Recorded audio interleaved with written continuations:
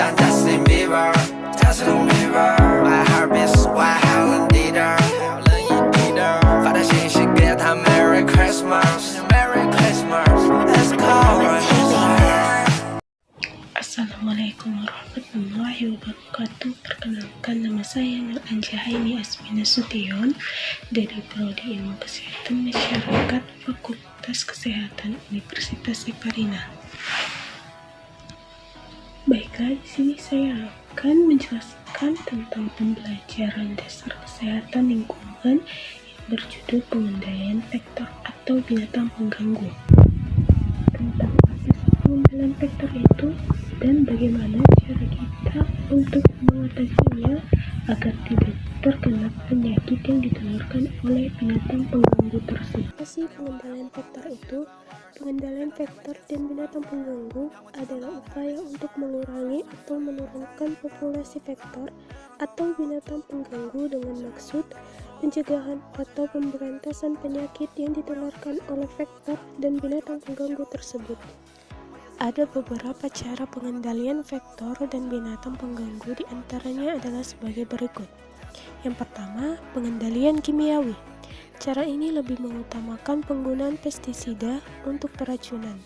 Penggunaan racun untuk memberantas vektor lebih efektif namun berdampak masalah gangguan kesehatan karena penyebaran racun tersebut menimbulkan keracunan bagi petugas penyemprot maupun masyarakat dan hewan peliharaan. Yang kedua, ada pengendalian fisika mekanika. Cara ini menitik beratkan kepada pemanfaatan iklim atau musim dan menggunakan alat penangkap mekanik antara lain 1. Pemasangan perangkap tikus atau perangkap serangga. Yang kedua, pemasangan jaring. Yang ketiga, pemanfaatan sinar cahaya untuk menarik atau menolak.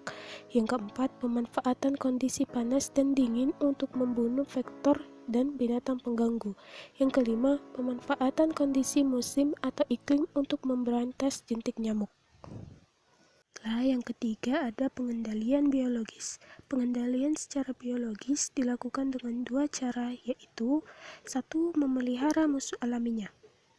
Musuh alami insekta dapat berupa pemangsanya ataupun mikroba penyebab penyakitnya. Untuk ini perlu diteliti lebih lanjut pemangsa dan penyebab penyakit mana yang paling efektif dan efisien mengurangi populasi insekta. Untuk ini perlu juga dicari bagaimana caranya untuk melakukan pengendalian pertumbuhan pemangsa dan penyebab penyakit ini apabila populasi vektor sudah terkendali jumlahnya. Yang kedua, mengurangi fertilitas insekta. Untuk cara kedua ini dilakukan dengan meradiasi insekta jantan sehingga steril dan menyebarkannya di antara insekta betina.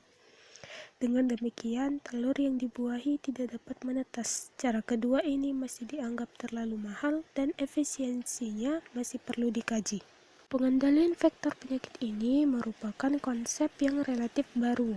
Pada awalnya orang berpikir tentang pembasmian vektor, akan tetapi kemudian tampak bahwa pembasmian itu sulit dicapai dan kurang realistis dilihat dari sisi ekologis.